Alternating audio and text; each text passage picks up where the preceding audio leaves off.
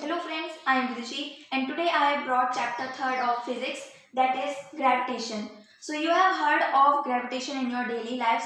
So what is gravitation? Let us first start with the story of famous scientist Isaac Newton. When he was a small child, he was sitting under an apple tree. So suddenly an apple came towards the earth and he just think how this apple came to the earth.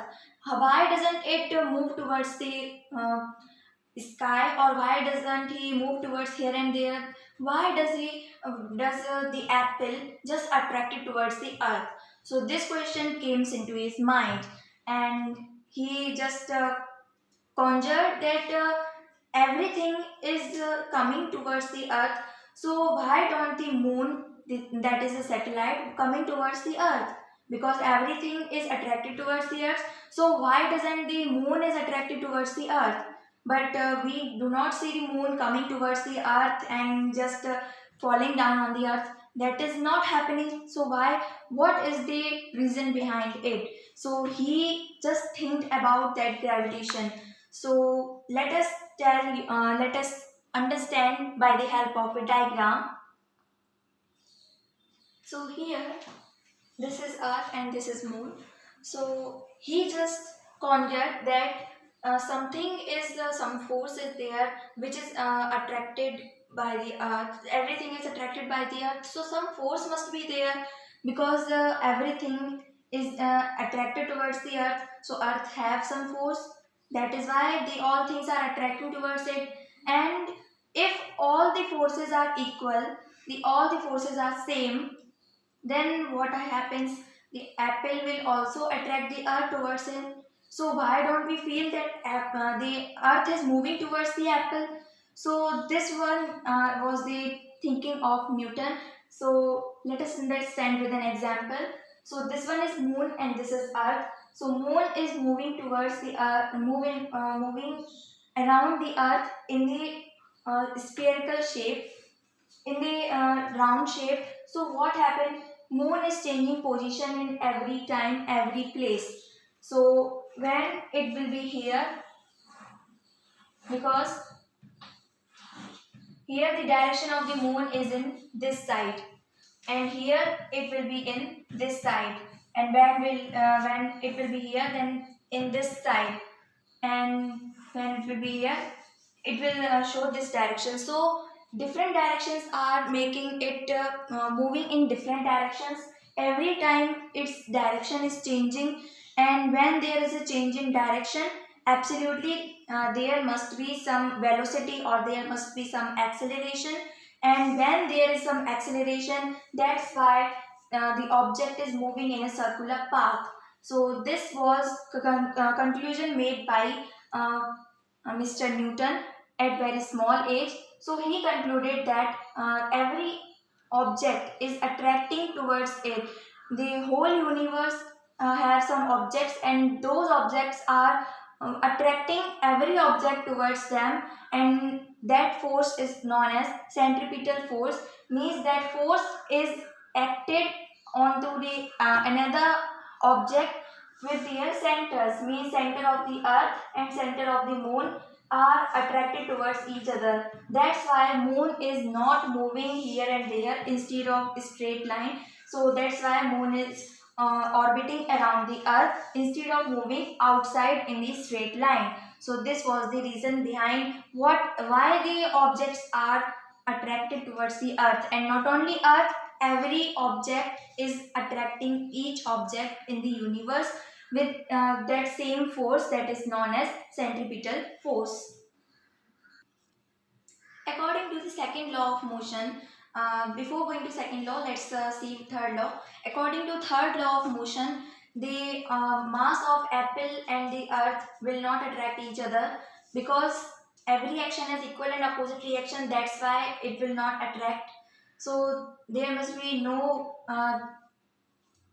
there we cannot see moving each organ, either the apple, either the earth. We cannot see moving towards each other. So but according to the second law of motion, for a given force, the acceleration is inversely proportional to mass of that object, and that is why mass of the apple is very small and mass of the earth is very large. So that's why uh, in comparison to earth, the mass of apple is just negligible. That's why we cannot see moving of earth towards the apple, and that's why apple moves towards the earth, because earth has more mass, and the apple has less mass in comparison to earth. So that's why the smaller objects are seen moving towards the bigger objects, because their mass is greater and smaller objects have less mass. Same things happens in our solar system. The sun is attracting all the planets towards him. uh, that's why every planet moves around the sun in the orbital path, or in the circular path, in circular motion. And if there will be no force of centripetal, that's their objects, the planets will move in the straight line instead of moving in circular path or circular orbit. And he gave that centripetal force, the force which is attracting towards each other, because every mass of universe, every object of universe is attracting another mass or another objects towards it. The force is there. Newton called that force as gravitational force. Now we'll learn about what is the universal law of gravitation. So universal law of gravitation explains that if every object in the universe is attracting every object of the universe towards each other, and that have some force, and that force is equal to the product of their masses, and that is inversely proportional to the square of the distance between them. Means we have two objects, one is greater, one is smaller. So the center of the objects, because this is centripetal force, that's why the force will be attracted, the attraction force of attraction between the two objects will be in the center. So these centers are attracting each other, these are attracting each other, and these have some distance d. This is object A and this is object B. So let the mass of A be capital M and mass of B be small m. So this is the condition which is here. So d is the distance here, m is the mass of A, and small m is the mass of B, and these have some force of attraction between them, and that force is F. So what the universal law of gravitation explains, the product of masses, means force is directly proportional to the product of their masses. Means F is proportional to product of masses, means mass of A into mass of B. So capital M into small m. So this is the first condition here. Now the force is inversely proportional to the square of distance between them.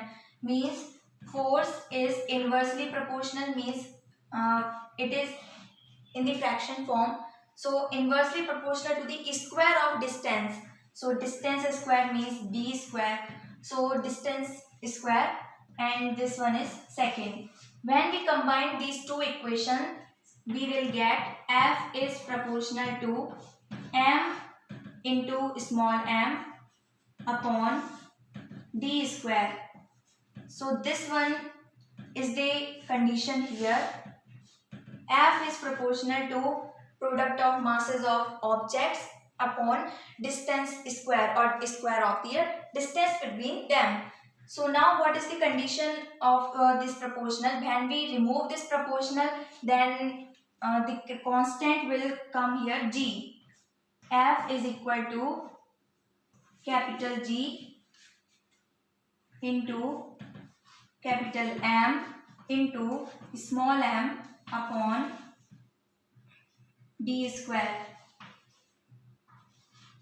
So from where this g is coming here, because here is proportional, and when we will remove this proportional, then we have to take some constant, and that constant is g. So this is the equation of force. So how can we remove the equation of force?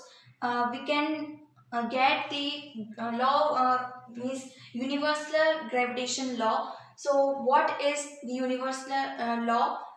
Sorry, universal gravitation.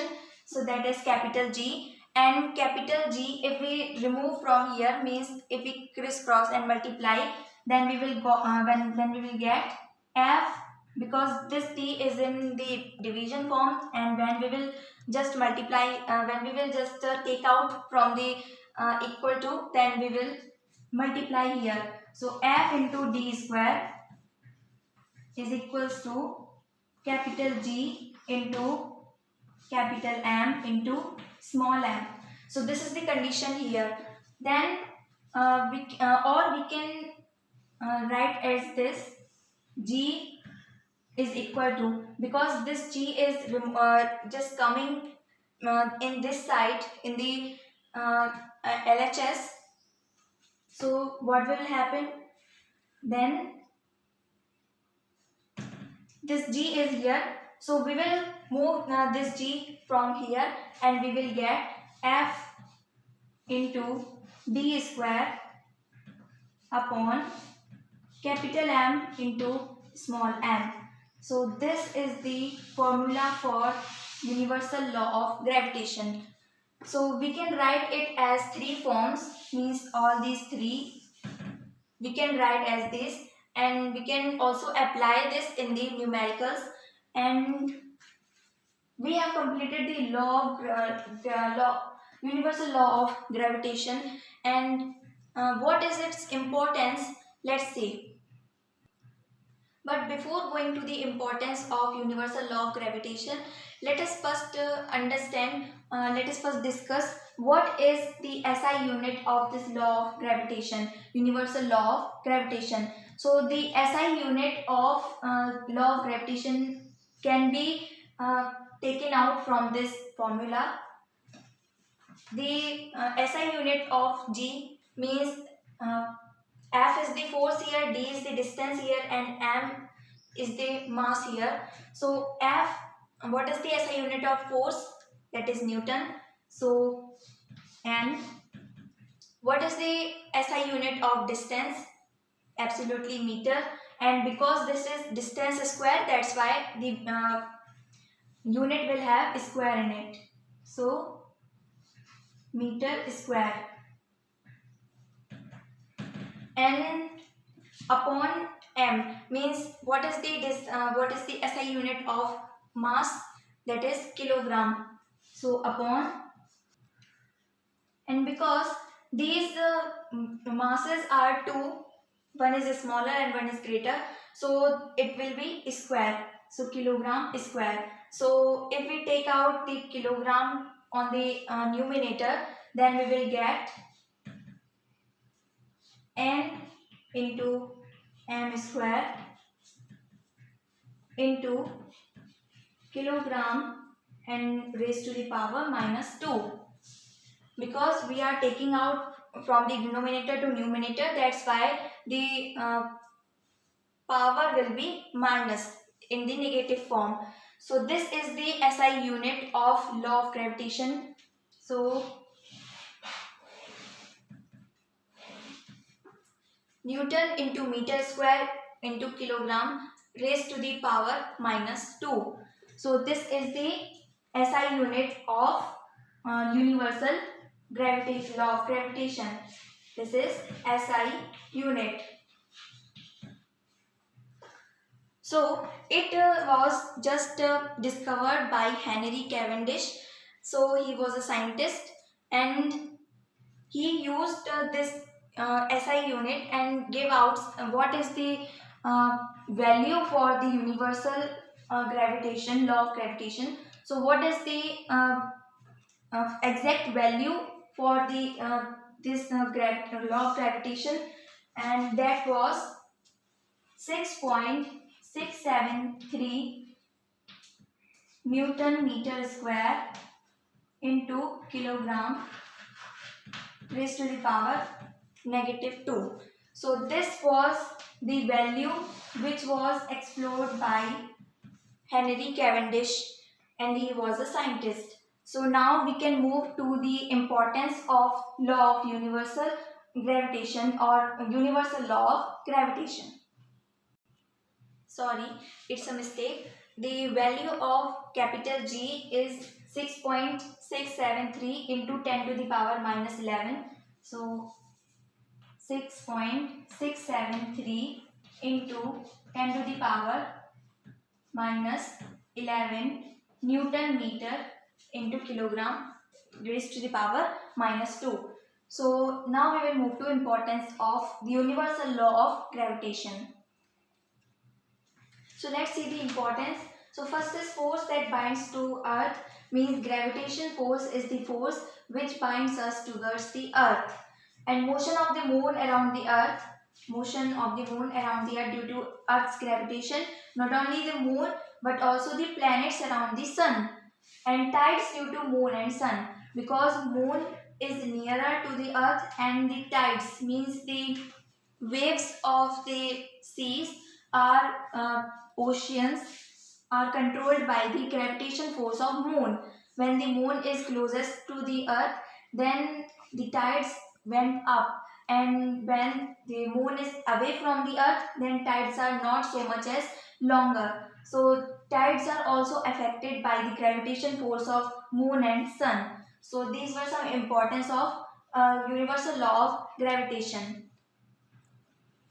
So now our next topic is free fall. So as the name is suggesting, when we throw an object into the sky, and when it just freely fall, means fall freely without any external force.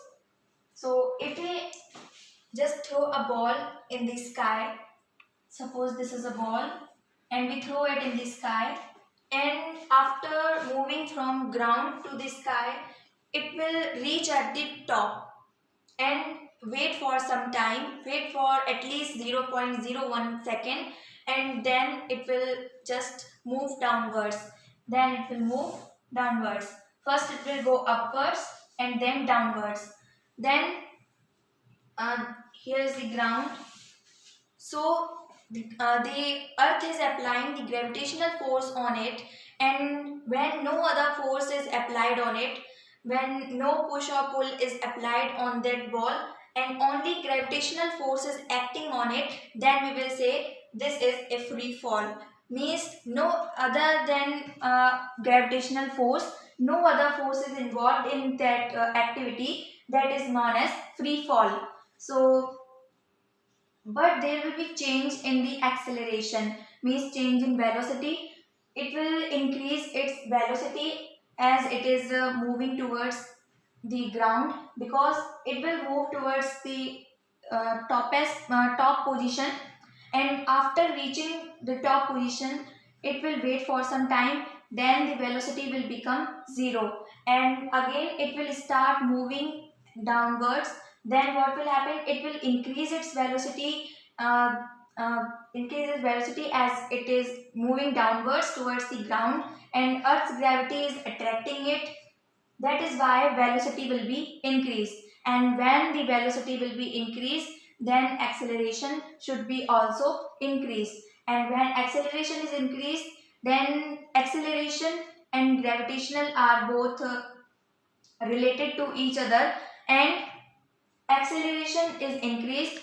So that is why the force is and the mass of that object, will have the acceleration in that, and we have the new formula as F is equal to mg, because a is the acceleration. We have already studied the second law of motion. F is equals to ma.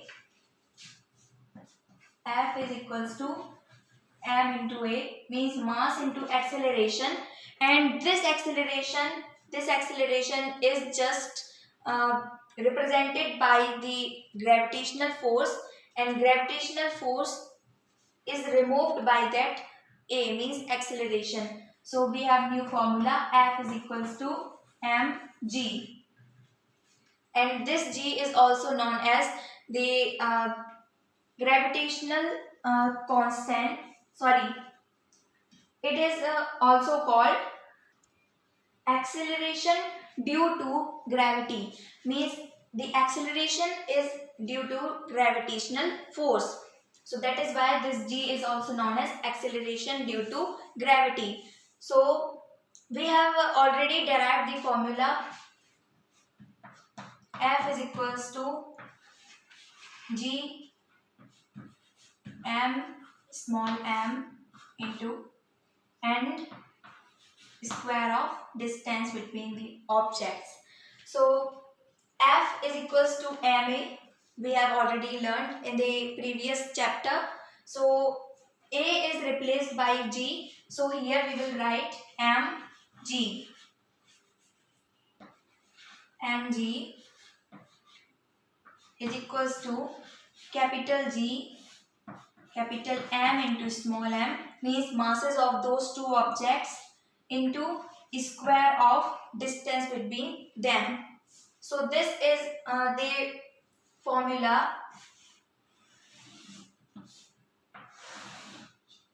if an object is having free fall in it. So this is the formula, mg, means mg is replaced by F because F is equals to ma and acceleration due to gravity is here, so that's why g is replaced by a, and we will write mg is equals to g m, means mass of two objects upon distance, square of distance between them. So this what is the free fall. If we further derive it, then we can get because this mass and this mass are same, so this will cancel out and small g is equals to capital G into mass of one object upon square of distance between them. So this what is the formula, and SI unit of the gravitational constant, because because it is a, means acceleration. Acceleration is derived the SI unit of acceleration is meter per second square, and same what is the SI unit of the gravitational acceleration due to gravity. Same is the SI unit, means meter per second square is the SI unit of acceleration due to gravity, means small g. It is denoted by small g. So this what is the formula, and if we will further derive in the accordance to the earth surface, because earth is having distance, means suppose this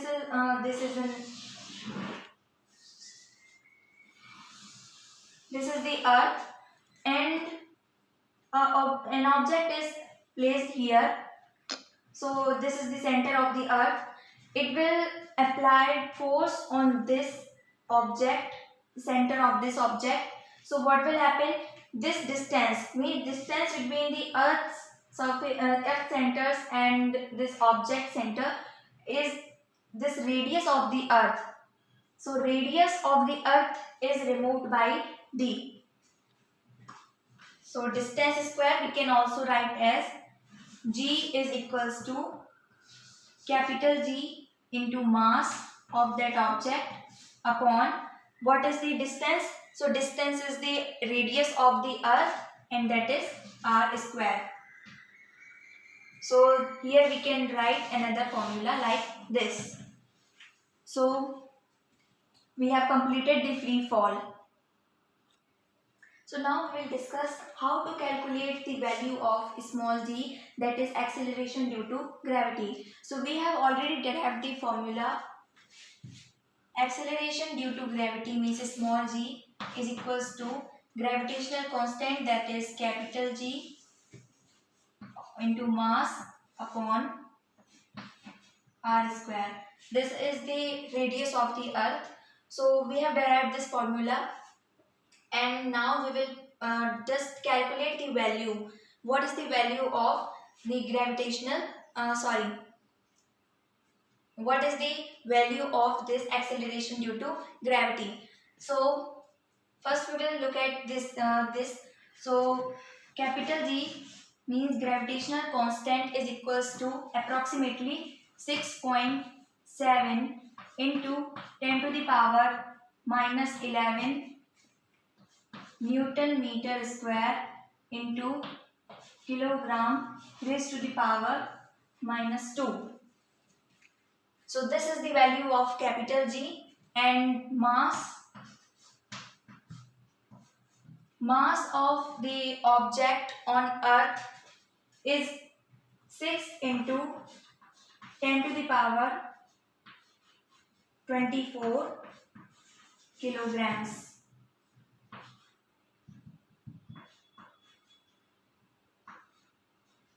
So this what is the mass, and then the radius. So R is equals to 6.4 into 10 to the power 6 meters. So these are the values. Now we will put in this formula. Then we will get G is equals to. So now what is the value of capital G? That is 6.7 into 10 to the power minus 11. So we will put here 6.7 into 10 to the power minus 11 Newton meter square into kilogram raised to the power minus 2. So this what is the value for the capital G. Now what is the mass of the earth? Mass of the earth is 6 into 10 to the power minus 24 kilograms, and now what is the radius of the earth? 6.4 into 10 to the power 6 meters and whole square, because it's the square of the radius of the earth.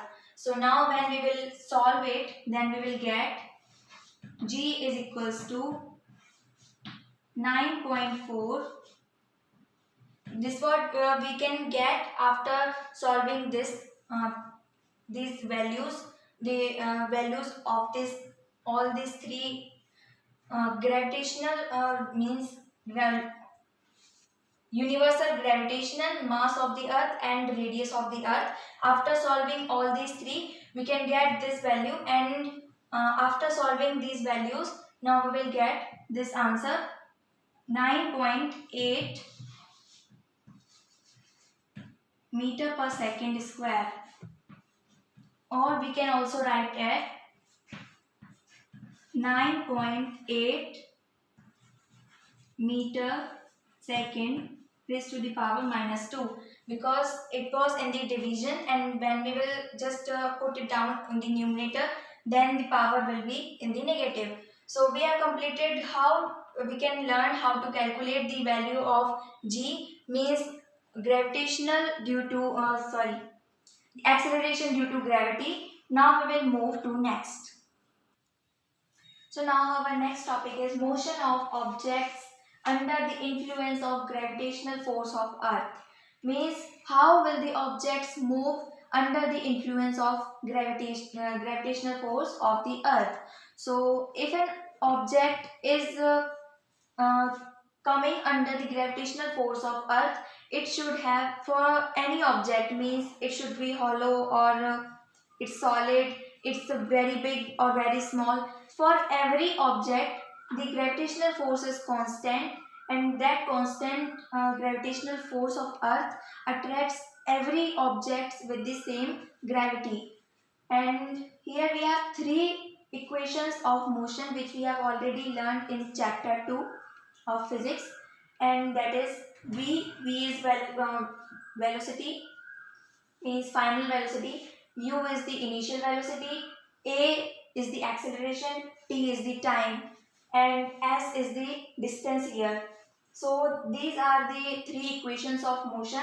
V is equals to u plus at, S is equals to ut plus half at square, and v square is equals to u square plus 2as.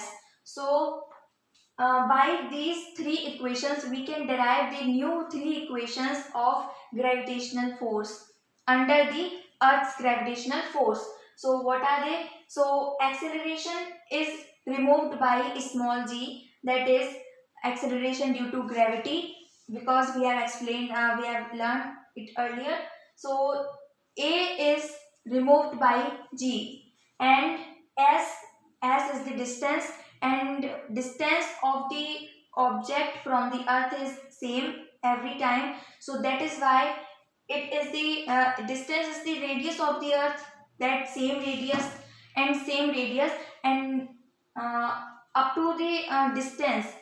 What is the distance? Because object is moving in the upward direction, because gravitational force is directly uh, uh, we can just learn about the gravitational force when there is a free fall, and in the condition of free fall, the free fall must have the height, so that distance must be height. So we can remove acceleration by the gravitational acceleration due to gravity, and that is small g, and height, we can remove this distance by the height of the object. So we have new three equations of gravitational force. So that is, first one, v is equals to, we have to do nothing but replace the a by g. So v is equals to u plus, here was 80 and we will write gt, because g is the acceleration due to gravity. Now s, we can remove s by h, height. So h is equals to ut plus half. Now again a is replaced by g, so gt square. And now same in the third equation. So v square is equals to, now u square plus 2a. Now a is replaced by g and s by h. So g and h. So these are the new three equations of gravitational force, and these three equations are derived from the three equations of motion, that are these three equations, first equation, second and third equations. So we will remove a by g and s by h. H is the height and g is the acceleration due to gravity. So this was the motion of the objects under the gravitational force of earth. So we can solve any of the numericals on the basis of these three equations. So these are absolutely related to three equations of motion. So now we will move to next. Our next topic is mass and weight. So we have learned in chapter 2 what is mass. So mass is the measure of its inertia, and mass is directly proportional to inertia. When the mass will be larger, then inertia will be also larger, and mass will be smaller, inertia will also be smaller. So there is no need to repeat it again. And weight. Now weight, what is the weight? So as we have learned that weight is the because mass can never change in any condition, whether we can take that object into the space, into the universe, onto the earth. So mass can never be zero, but weight can be zero.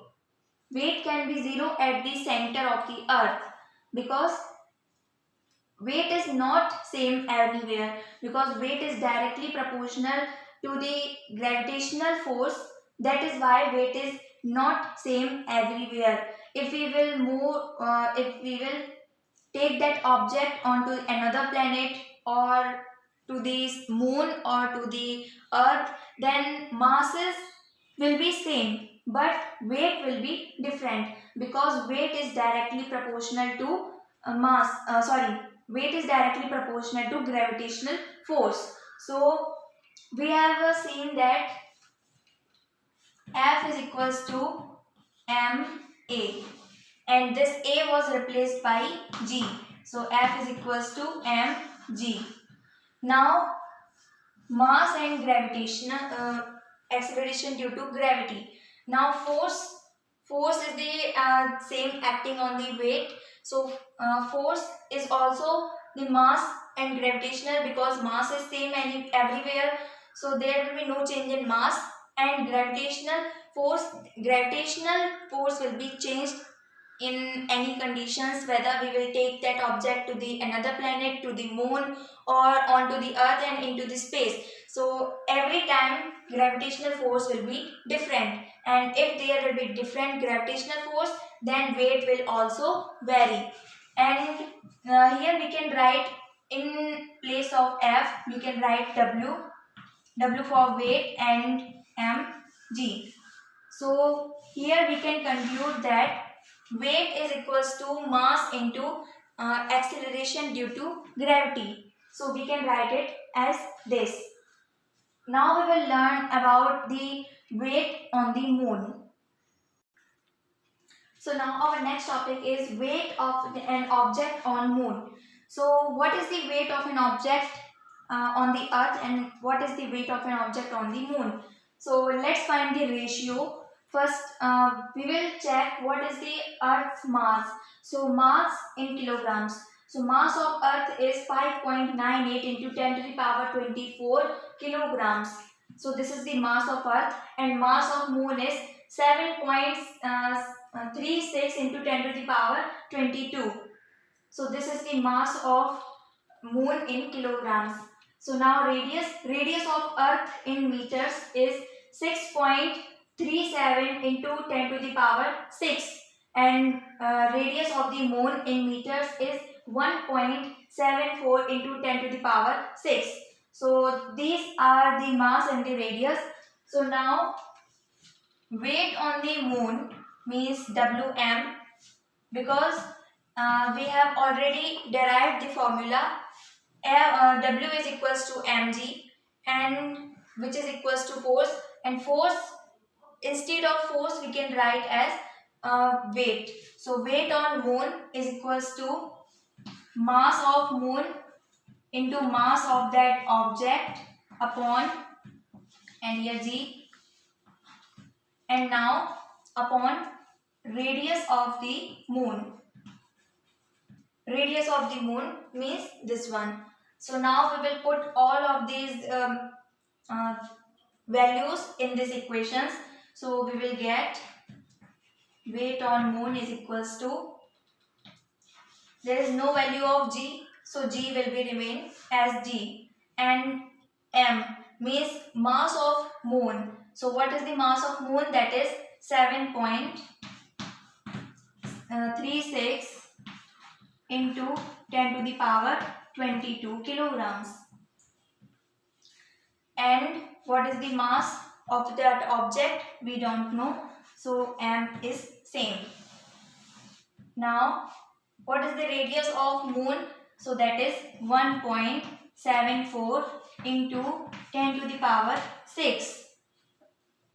And when we will just calculate this, we will get weight on the moon is equals to 2.431 into 10 to the power 10. This g is the same here, and mass of that object. So this is the value when we will solve this, and same is in the case of the earth. So here we have taken the weight of the moon. Now we will take the weight on the earth. So this E means earth and M means moon. So we will get G is G, and what is the mass? 5.98 into 10 to the power 24 kilograms. And mass of that object is m upon. Now what is the radius of the earth? That is 6.37 into 10 to the power 6. So this is the value we have put. We have all put the values of this mass and radius in this formula, and this whole square. I have forgotten it because this is the square of radius. So when we will solve it, then we will get weight on earth, means WE. Weight on earth is 1.474 into 10 to the power 11. This G is same, and M.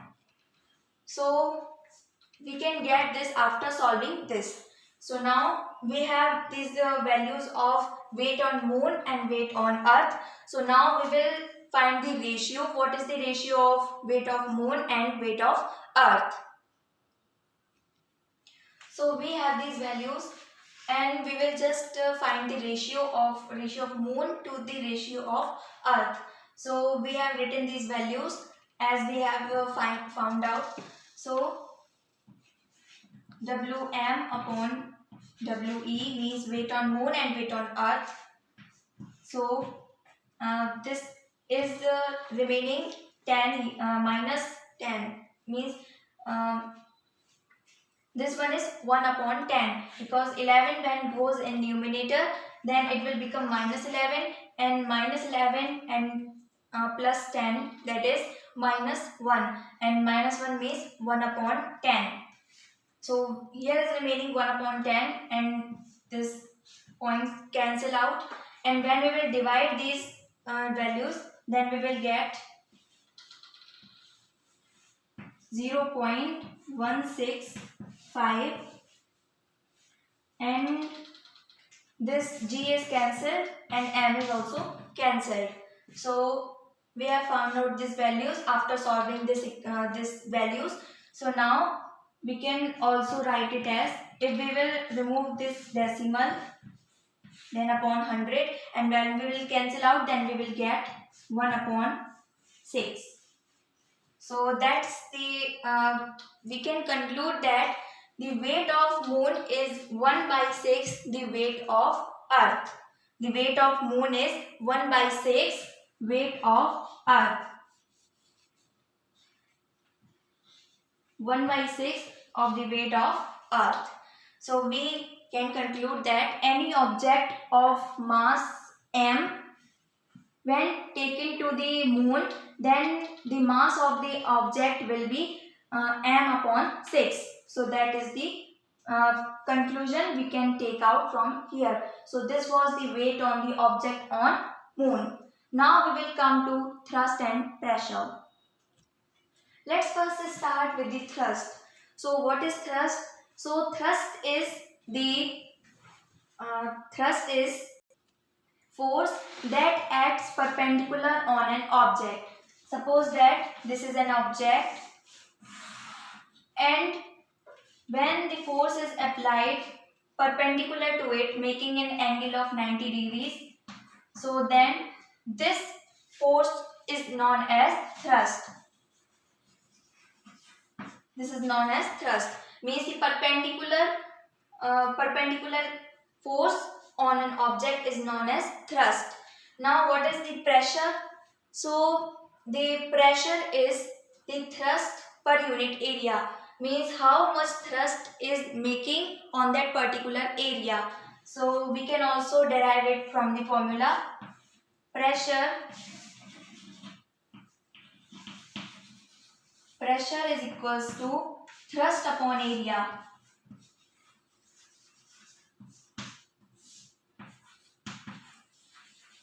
So this is the formula for pressure, means thrust per unit area. How much force is applied, how much thrust is applied on that particular area, that is known as pressure. And pressure is also a very deeply, we should just understand what is the pressure. So pressure is something when thrust and area are dividing each other, means when thrust means when force is applied and on the particular area, means force applied on the particular area, that is known as pressure. If area is more, means area is more, then pressure will also be more. Area is more, then pressure will be less. Suppose that you have a knife at home. So knife has a very sharp edge to cut the vegetables or fruits. So it has very sharp edge. Why? Because area is less, means the edge area is very less, and therefore pressure will also there will be high pressure, and with the high pressure and low area, it will be easy to cut the vegetables or fruits with the knife. So when area will be increased, then pressure will be decreased, and when pressure will be increased, then area will be decreased. So this is the reason behind, because when area is increased means if we have the trucks, why the trucks have wide tires, and when we see a bicycle, then it is having very small, very less radius, very less diameter of tires is there, but trucks have very much large and huge tires, very wide tires. Why? Because area is more and pressure is less, because truck is carrying goods on it, so it is having very much pressure on it, means there is a very pressure on the truck, and if the area of the tires will be less, then what will happen, it will goes down into the earth and truck will not able to move. So that is why area is more on in the tires of the truck instead of bicycle has a less diameter tire, and trucks have wider tires in comparison to bicycles, because pressure is more, and to remove the pressure, to decrease the pressure of goods on that truck, we have to increase the wideness, the width of the tire or that truck's tire. So that is the reason when pressure is increased, means when area is decreased, then pressure increases, and when area increases, means area is large, then pressure will be less. So this what is the scientific reason, or you can also say this is also inversely proportional to area. Pressure is inversely proportional to area, and if one thing is increasing, then other will be decreased, and one thing is decreased, then another will be increasing. So this what the inversely proportional means. The SI unit of pressure we can derive from this formula. So SI unit of thrust is, the thrust means the force, and that is Newton, and area means we have to take the area of that object in meters. So you can consider as meter square, because it is the area, so we have to also we have to increase this square. So if we will move this meter into the numerator, then we can also get Newton meter and raised to the power -2. So this is the SI unit of pressure. So SI unit of pressure is Newton meter or Newton per meter square. So this is the area, SI unit of pressure. Now we will move to next, and that is pressure in fluids. So what is the pressure in fluids? Because gases and liquids both are fluids, means they can flow from one place to another, and solids are very tightly closed have tightly closed molecules, so they cannot flow easily. That is why the fluids means if water is present in this tank, and how much pressure will from where? Now first question, where will it create the pressure? So on the walls of this container. So this container have the pressure, can bear the pressure of fluids, means liquid or gases. If we take a balloon and then blow it, then what happens? The air, means the gases, exerts the pressure on its walls, and that is why when it is such a pretty big, then it just bursts out. This is the property of pressure in fluids. Fluids means gases or liquids. They exert pressure on the walls of that container in which they are stored. That is buoyancy. So what is this buoyancy? Means have you ever taken an example of yourself into a swimming pool? So if you will just float into the swim into the swimming pool, then you do not sink down towards the bottom of the pool. Why? Because the water is also exerting the same pressure as you are exerting on it. Because if we take an example here, so we have an iron nail here in this water. So we can take an example of iron nail. So iron nail, when immersed in water, then gravitational force attract it towards the ground or towards the center of the earth. Then what happens? It will sink.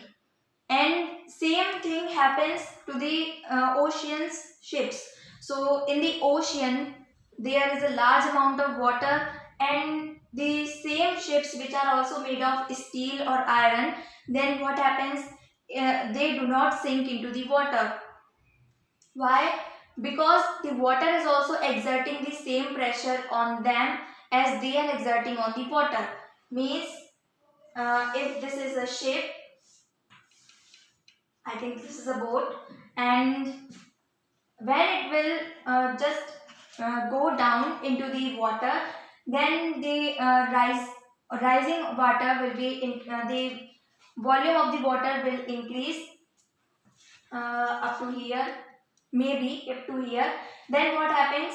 This water is exerting the pressure on upward direction, because the boat or the ship is exerting pressure on the downwards, and gravitational force is also attracting towards it, so it will goes down, but it is not sinking at all. Why? Because the water is present in very large amount in a high density, and water has high density in comparison to these boats and ships. So that is why the water will exert pressure in opposite direction, and that's why the boats and the ships does not sink in water and they floats on water. So this was the buoyancy. The force which is acting on this means the upward force.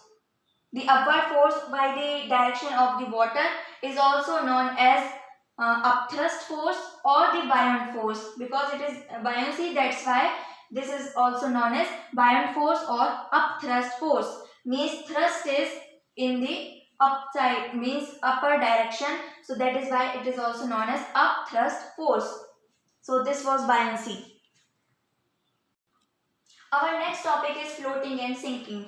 How do the object floats and how do the object sinks in water? So as it is already we have discussed in the just previous topic. So buoyancy is the factor affecting floating or sinking. If the density of water is more, then object will float on it, and if density of water is less than the object, then it will sink in water. So this was same, and now we will move to Archimedes principle. So Archimedes was a scientist who firstly discovered what is the his principle is named after him, and he discovered how to find the purity of that substance. Means if any substance is immersed in water, half means partially or fully, means totally, then what will happen? The same amount, the same volume of water will also, or that fluid will be increased. Means if we have this tank and it is filled with water, then if we will put the paper on it, it will float on water, because water is having higher density in comparison to water. That is why the paper will float on it. And uh, this is the different condition. But if an object is immersed partially, means suppose we can take an example of wood. If wood is placed inside the water, then it is halfly inside the water and halfly we can see outside water. So in this condition, the volume of half wood which is immersed in the water is increased. The same volume is increased in the water, means same volume is increased. The same rise in volume of water is same the volume of half of the wood which is immersed in it.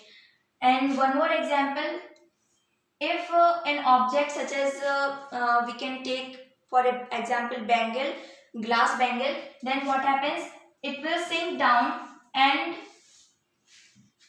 it is very wide bangle, so it will sink down. And what is the volume of that bangle, then the same volume will be rise up into the uh, into this water. The same rise in volume is we can see here the same rise of volume. So he also concluded this from his example. He was just taking a bath in the tub, and tub was fully filled with the water, and when he just put firstly step into his tub, then the water just split down onto the ground. When he put the second step, then again the water split out, and when he just put himself totally in the tub, then what happens, his the volume of his body is equals to the volume of that water which is split out. The same if the king which was in the kingdom of the Archimedes, so the king was just ordering the goldsmith to make his crown. So goldsmith has some making mixtures in that gold, pure gold. So when the uh, when goldsmith just returned the gold crown to the king, then king realizes that it is not made of pure gold. It is seeming to be very mixture, because I think I don't have given even such a less amount of gold to him, and he have taken all that gold and gave returned me very small amount of gold, and with the impurities or the mixtures he make him mixtures. So Archimedes came there, and he just asked the uh, king to just give him the crown and the same amount of gold which he had given to the goldsmith for making crown.